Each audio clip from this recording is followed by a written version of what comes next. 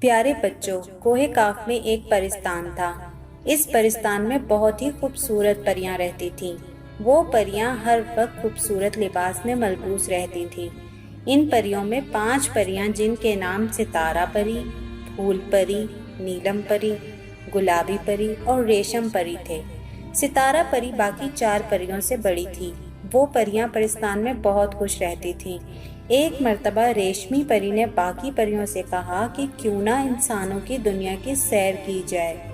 प्यारे बच्चों, परियों ने रेशम परी की हाँ में हाँ मिला दी, जबकि सितारा परी इस बात पर बिल्कुल भी आमादा ना हुई और उसने साफ साफ इनकार कर दिया। उसने कहा कि हम लोग इंसानी दुनिया के रास्तों से बिल्कुल नावाकिफ हैं। इंसानी दुनिया में अच्छे लोग भी रहते हैं और बुरे लोग भी। ऐसा ना हो कि हम वहां जाकर किसी मुसीबत में फंस जाएं। लेकिन रेशम परी ने इसकी बात पर अमल ना किया और अगले ही दिन बाकी परियों के साथ अपने बनकालीन पर बैठकर रवाना हो गई। वो उड़ते उड़ते बहुत दूर पहुंच गई थीं। वो थक चुकी थीं। उन्होंने फैसला किया कि किसी मुल्क में उतरकर थोड़ा आराम कर लें। वो एक मुल्क में उतर गईं। उस मुल्क पर एक जालिम बादशाह हुकूमत किया करता था। वो बादशाह बहुत ही जालिम था और अपनी रियाया पर बहुत जुल्म किया करता था। बादशाह जालिम होने के साथ साथ बहुत ज्यादा लालची इंसान भी था। परियां बादशाह के महल में दाखिल हुईं और चंद रोज महल में गुजारने के लिए बादशाह से इजाजत मांगी। बादशाह ने उनको रहने की इजाजत तो दी, लेकिन उन परियों पर भी बादशाह ने बहुत जुल्म किया और उसके बाद उन परियों को कैद कर लिया और उनको वापस नहीं जाने दिया। उधर परिस्तान में सितारा परी अपनी दोस्तों के लिए बहुत फिक्रमंद और परेशान थी। उसने कोहे काफ के बादशाह से कहा कि वो परियों को ढूंढ कर लाए। बादशाह ने अपने बेटे शहजादे को हुक्म दिया कि वो परियों को लेकर आए। शहजादे के पास एक चिराग था। वो चिराग उसको हर चीज के बारे में बता देता था। चिराग ने इसको परियों के बारे में बता दिया। शहजादे ने कुछ सामान साथ लिया और अपने सफर पर चल पड़ा। उस मुल्क में पहुंचकर शहजादे ने वहां पर ऐलान करवा दिया कि जो शख्स भी परियों को उसके हवाले करेगा वो उसको कोहे काफ ले जाएगा और उस शख्स को कोहे काफ का बादशाह बना दिया जाएगा और परिस्तान की मलिका से उसकी शादी की जाएगी। जब उस जालिम और लालची बादशाह ने ये ऐलान सुना तो उसने फौरन ही कोहे काफ के शहजादे को बुलाया और कहा कि परियां मेरे पास हैं। शहजादे ने बादशाह को कहा कि आपका बहुत बहुत शुक्रिया, आप परियों को मेरे हवाले कर दें और मेरी तरफ से ये तोहफा कबूल करें। ये परिस्तान की सौगात है, आप इसे खाइए। जालिम बादशाह ने जैसे ही सौगात को खाया तो वो फौरन ही मर गया, क्योंकि कोहे काफ के शहजादे ने इसमें जहर मिला दिया था। परियां बहुत खुश थीं। वो लोग फौरन परिस्तान पहुंची। सितारा परी परियों से मिलकर बेहद खुश हुई। परियों ने अहद कर लिया कि वो आइंदा किसी बड़े की रहनुमाई के बगैर कहीं और जगह पर नहीं जाएंगी। उधर जालिम बादशाह के मरने से उसकी रियाया भी बहुत खुश हुई और यूं सब हंसी खुशी रहने लगे। तो बच्चों, कैसी लगी आपको आज की कहानी?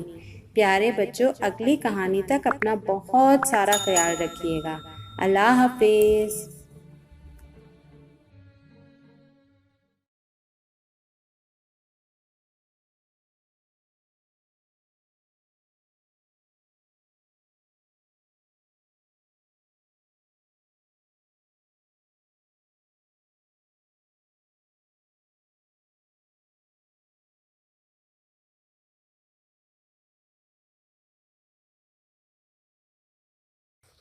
एक बार एक खेत में एक मुर्गी रहती थी अपने 4 प्यारे प्यारे चूजों के साथ। उन चारों चूजों में से एक थी लाल चूजी। वो थी बहुत ही चुलबुली सी, लेकिन चूजी थी बहुत जिम्मेदार और घर का सारा काम काज भी संभालती थी। दूसरी चूजी थी बहुत ही बातूनी। वो चूजी सारा दिन दूसरे जानवरों से बातें करने में और खेलने में अपना टाइम गुजारती थी।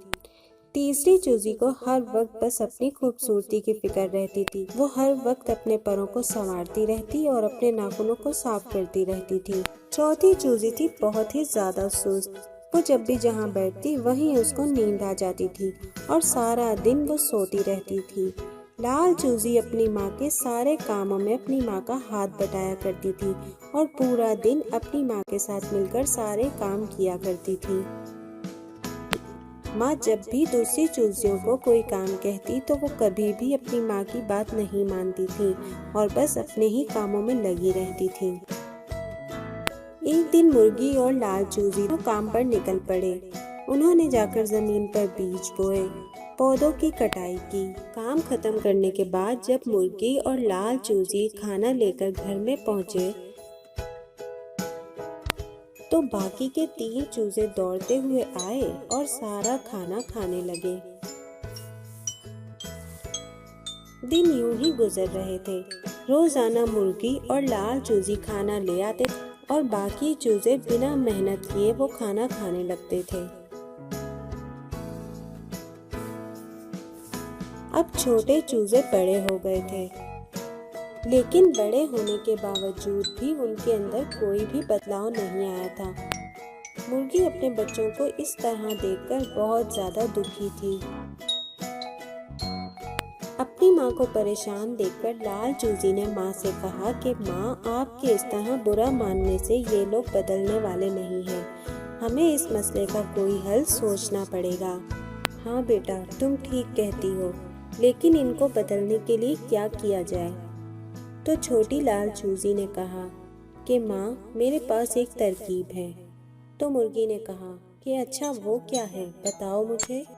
तो छोटी लाल चूजी ने माँ को अपनी तरकीब बताई।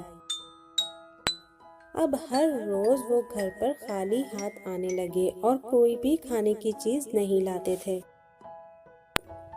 3 दिन तक खाना ना मिलने की वजह से वो तीनों परेशान हो गए।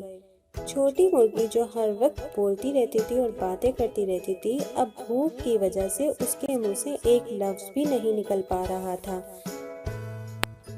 दूसरी चूजी जिसको हर वक्त अपनी खूबसूरती की फिक्र रहती थी, अब भूख की वजह से वो अपनी खूबसूरती को बिल्कुल भूल चुकी थी। और तीसरी चूजी जो हर वक्त सोती रहती थी, अब भूख की वजह से उसे 1 मिनट के लिए भी नींद नहीं आ रही थी। आज वो तीनों अपनी माँ का बेसब्री से इंतजार कर रहे थे। जैसे ही मुर्गी और लाल चूजी आए, वो तीनों दौड़ते हुए अपनी माँ के पास पहुँचे और खाना मांगने लगे। तो उनकी माँ ने कहा कि मैं और तुम्हारी बहन इतना काम रोजाना नहीं कर सकते। अगर तुम्हें खाना चाहिए तो तुम्हें भी कल से हमारे साथ काम पर जाना होगा। अगर तुम तीनों हमारी मदद करोगे तो काम आसान हो जाएगा।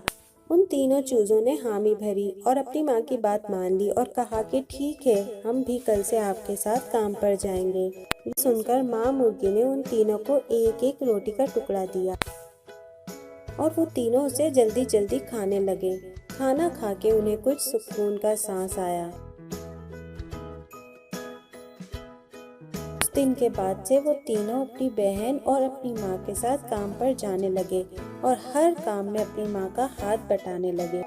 माँ मुर्गी अपने चारों चूजों को देखकर बहुत खुश थी